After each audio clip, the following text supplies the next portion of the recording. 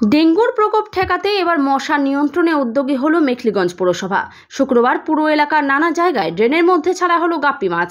এই মাছ মশার লার্ভা খেয়ে মশার বংশবিস্তার নিয়ন্ত্রণ করে। মৎস্য দপ্তর থেকে 2 দফায় মোট 37,000 গাপ্পি মাছ ছাড়া হবে বলে পৌরসভার চেয়ারম্যান কেশবচন্দ্র দাস জানিয়েছেন।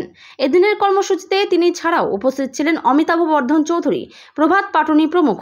এই নিয়ে তারা কি বলেছেন শুনুন।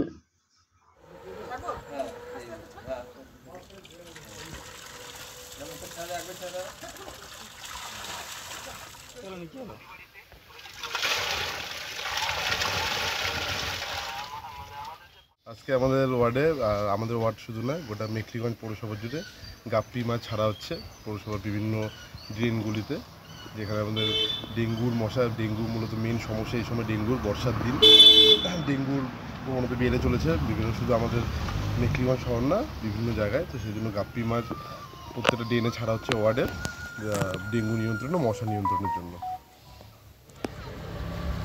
পশ্চিমবঙ্গ সরকারের ইউডিএমএ যে ডিপার্টমেন্ট আছে সেখান থেকে একটা অর্ডার আসে যে আমাদের গাপ্পি মাছ ছাড়তে হবে, কারণ আমরা ডেঙ্গু প্রতিরোধে যে সমস্ত ইনিশিয়েটিভ নেওয়া আছে আমাদের, তার মধ্যে এটা একটা পার্ট।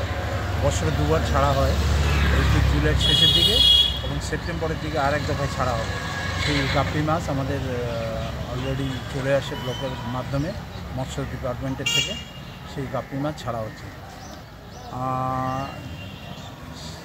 খুব সম্ভবত কত 37,500 গোটা এলাকায় যেখানে ড্রেনগুলো